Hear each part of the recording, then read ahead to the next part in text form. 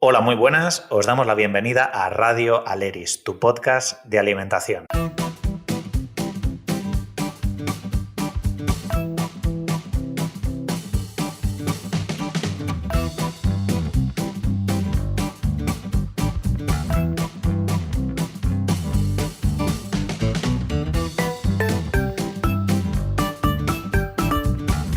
En Aleris somos profesionales con formaciones muy variadas, con una vocación especial por el mundo de la alimentación, la salud, la cocina y la divulgación. Y en nuestro equipo contamos con especialidades de casi todo lo que está inventado o por inventar, y tenemos en común que nos define la curiosidad por la nutrición y las ganas de compartir lo que hacemos, lo que estáis escuchando ahora mismo. Nos beneficiamos del saber del resto del equipo para reinventarnos y estar al día en qué habría que comer o no según cada persona y situación. Y de hecho, hablando de situaciones, hoy venimos a hablar de una pandemia con la que coexiste en tiempo y lugar la de la COVID, que seguro que te suena si estás escuchando esto.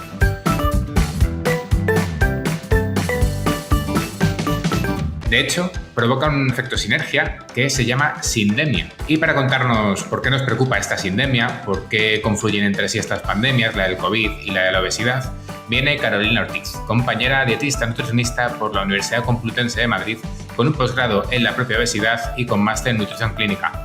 Carolina, ¿estás ahí? Hola a todos, muchas gracias Luis por la presentación. ¿Qué tal estáis?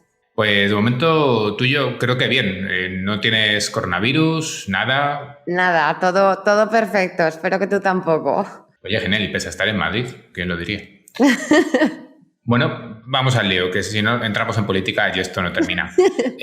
Carolina, hablamos esto de sindemia para definir la sinergia entre pandemias. Esto que, para que la gente lo entienda, es como dos camiones que comparten ruedas, que comparten, digamos, que tienen ruedas, que tienen volante, que se conducen y van directas contra una ciudad y van a chocarse contra muchas cosas.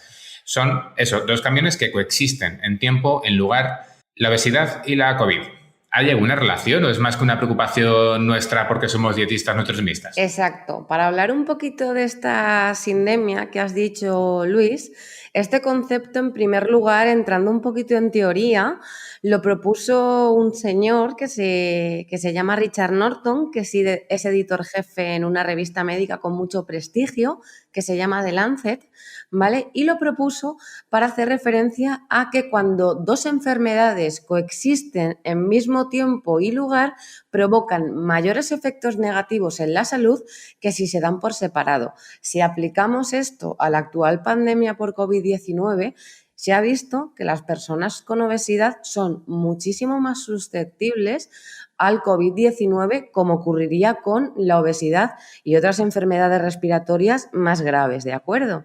Así que sí, podemos decir que no es ninguna paranoia que nos estemos inventando los dietistas nutricionistas, sino que es cierto que existe esa relación entre pandemia y factores sociales, ya que casualmente el impacto que ha tenido el COVID ha sido muy superior en aquellos países donde las tasas de obesidad han sido más elevadas.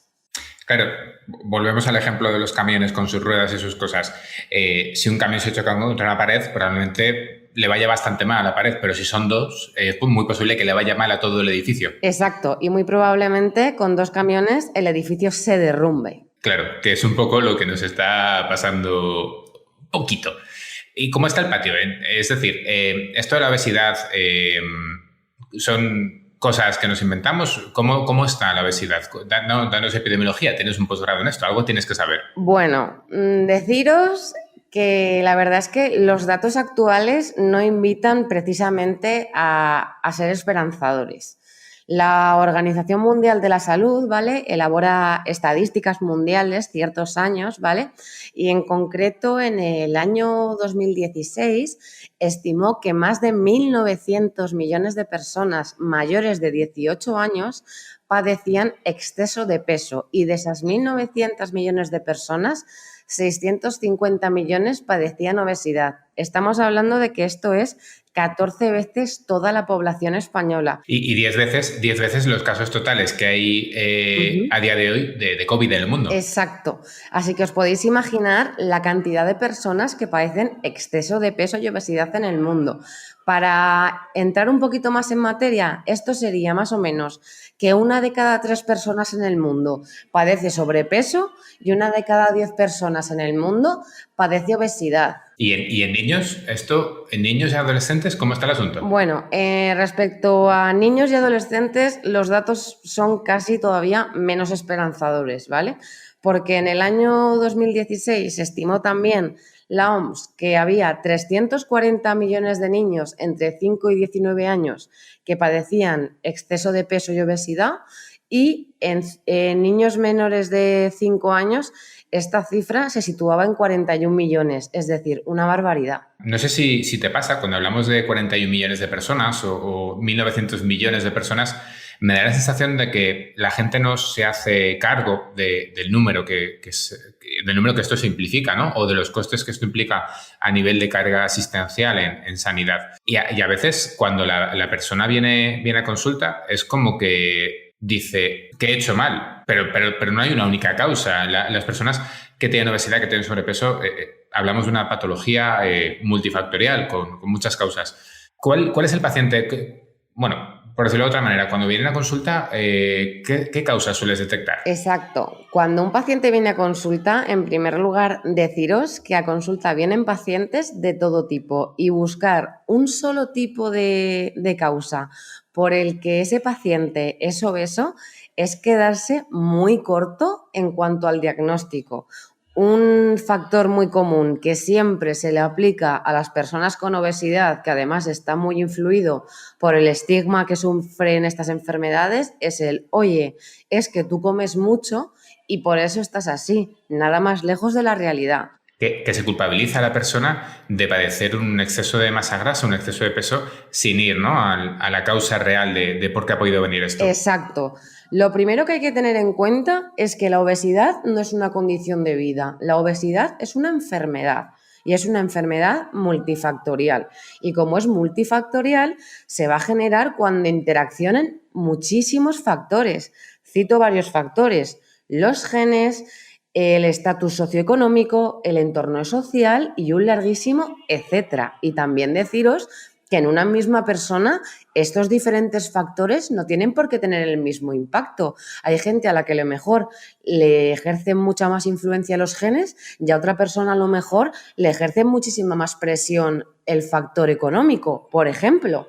Sí, al final el contexto, ¿no?, es determinante. El contexto de la persona, conocer a la persona. Esto no sé si te pasa, en alguna ocasión comento en consulta que cuando influyo sobre Pepito o Pepita para que Pepito o Pepita coman mejor, no solo influyo sobre Pepito o Pepita, también lo hago sobre el contexto de Pepito o Pepita. Es decir, si Pepe, por poner un nombre aleatorio como en España, quiere comer mejor, sin embargo su pareja, su entorno, no le deja, no quiere, le boicotea, que este es un tema también para abrir ese melón en algún momento por aquí, sí.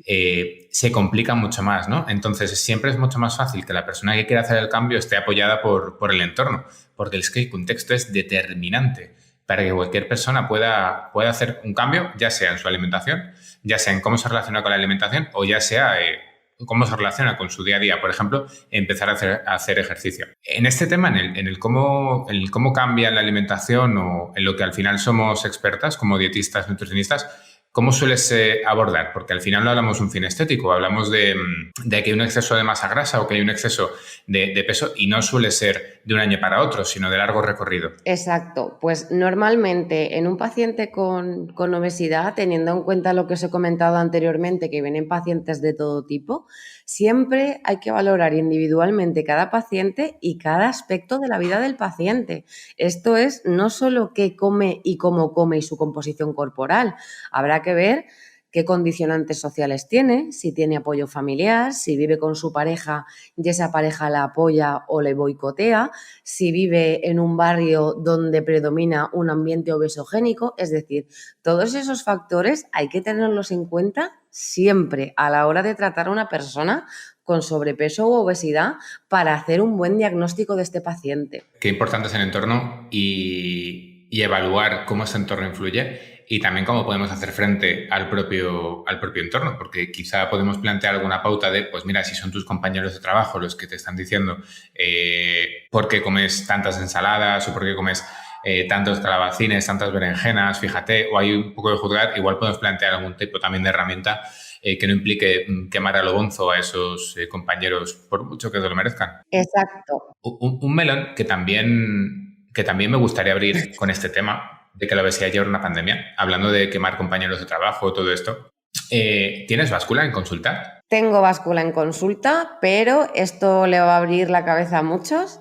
No siempre la utilizo.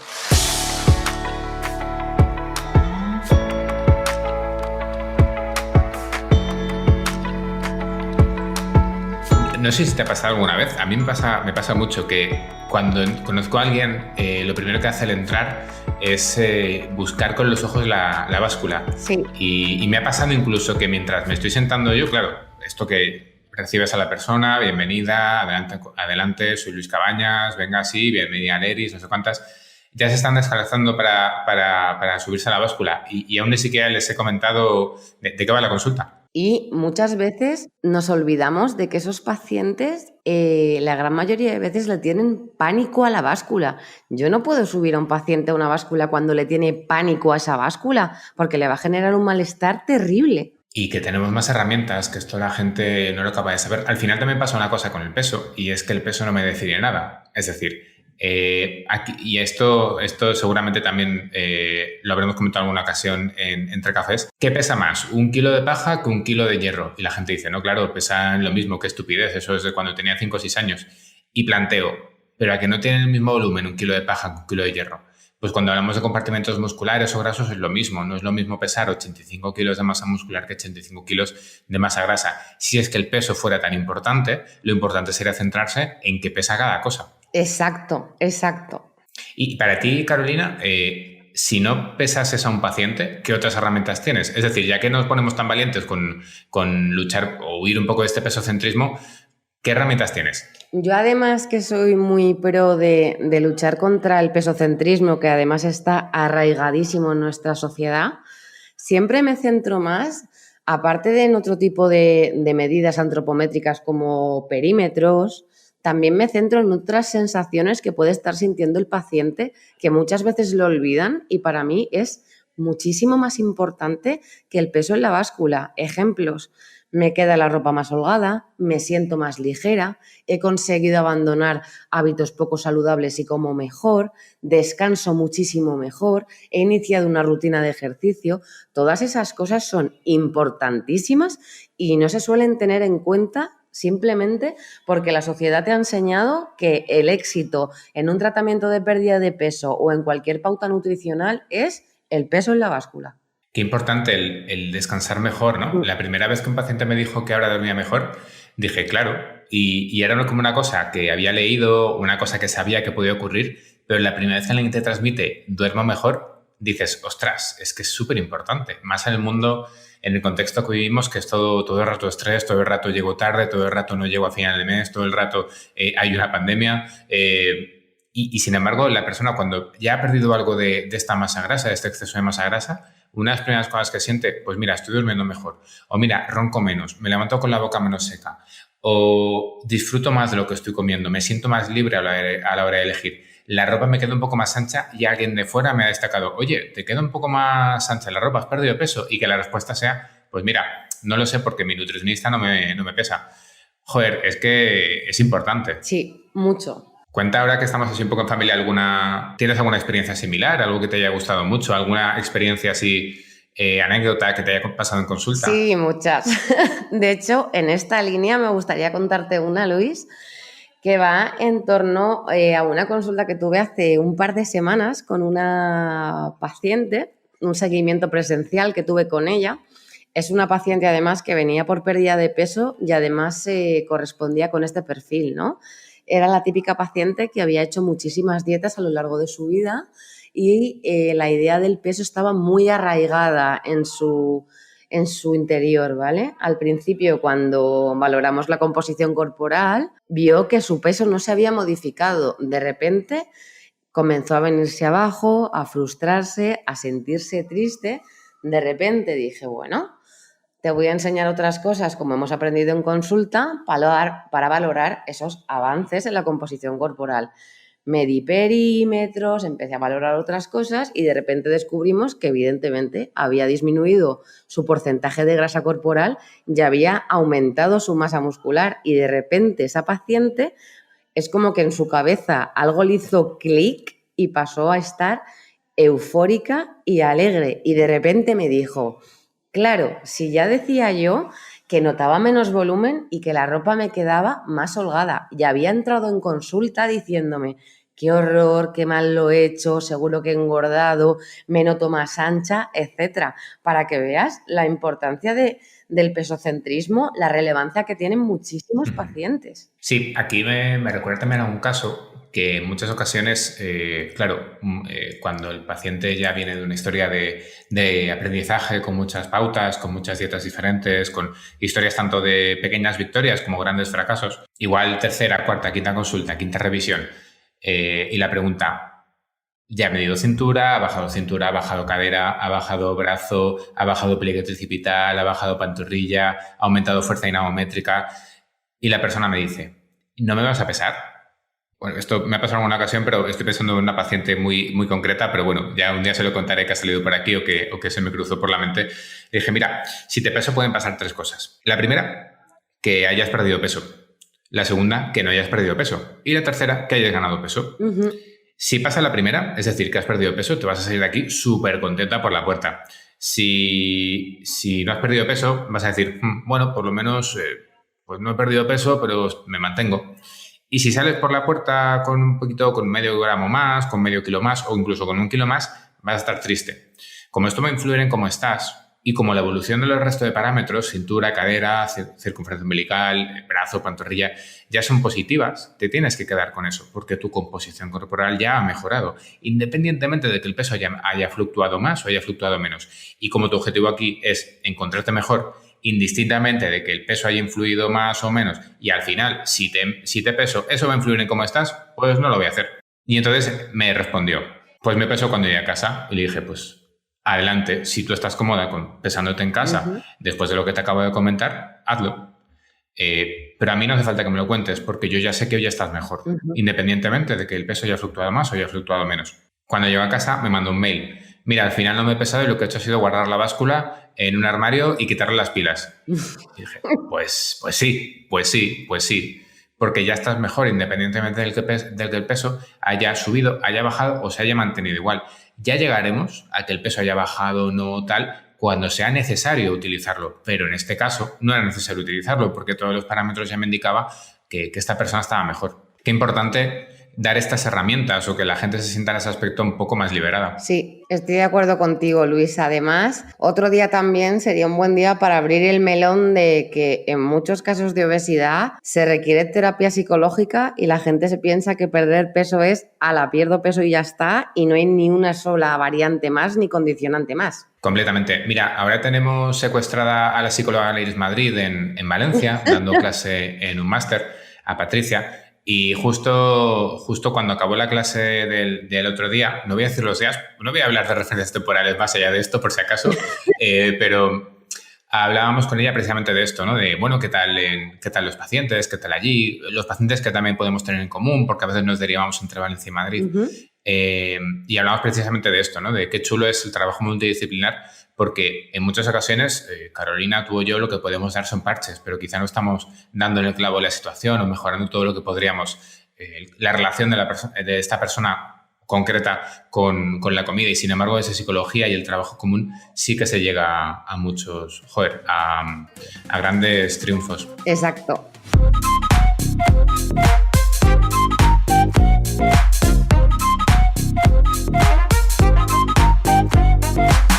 Una pregunta antes de terminar, Carolina, aprovechando que te tengo por aquí y que es la primera vez que te tengo por aquí, para ti, porque el otro día, hablando con Laura, no me quedó claro la respuesta, a ver si tú te mojas un poco más. Vale. ¿Para ti qué es comer bien? Bueno, Lo primero, y que va un poquito con la línea que te he dicho de abrir el melón de la psicología, para mí lo primero es que asumamos que no somos máquinas, ¿vale? Y las emociones, el ritmo de vida que llevemos, el descanso y otro múltiple etcétera de variables van a influir en nuestra alimentación y cómo nos alimentamos. Y tampoco pasa nada, somos humanos, no máquinas, ¿vale? Entonces, ¿qué es para mí comer bien? Si te doy una respuesta clara y sincera, para mí es que incluyamos en nuestra rutina diaria unas bases de alimentación saludable y otros buenos hábitos, pues como hemos comentado Luis y yo a lo largo del podcast, como el descanso, el ejercicio, alejarnos un poquito de esas conductas destructivas o de esos ambientes un poquito destructivos, pero de forma esporádica poder consumir algo que nos apetezca porque nos gusta, pero siempre en el contexto de esporádico. ¿Por qué? La salud mental juega un papel fundamental en la salud y muchas veces no se tiene en cuenta. No se puede pensar solo en salud física, se tiene que pensar en salud desde todos los puntos de vista.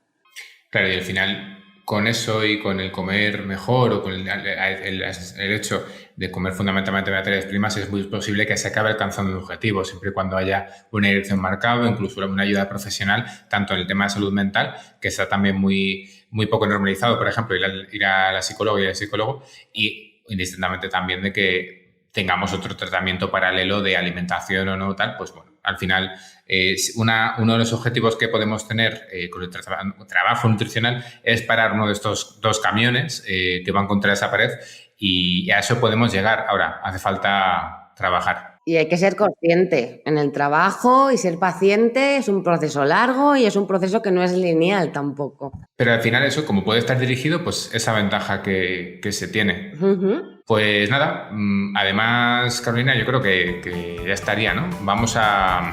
Jolín, cuántas cosas nos quedan por tocar por aquí. Sí, ¿verdad? Pero bueno, además de contar lo que nos pasa en consulta, también esperamos vuestras preguntas, vuestras apreciaciones. Solo nos las tenéis que mandar por correo, por redes sociales, por teléfono. Podéis entrar en nuestra web www.centroaleris.com o buscar Centroaleris en Facebook, Instagram o Twitter y ahí os estaremos esperando. Y por supuesto, si queréis hacer cualquier intervención, podéis mandarlo un audio directamente por WhatsApp, más cómodo imposible, al 911 37 38 42. Repito, 911 37 38 42. Muchas gracias por escucharnos y escoger a Leris para aprender sobre nutrición. Hasta el próximo. Hasta luego.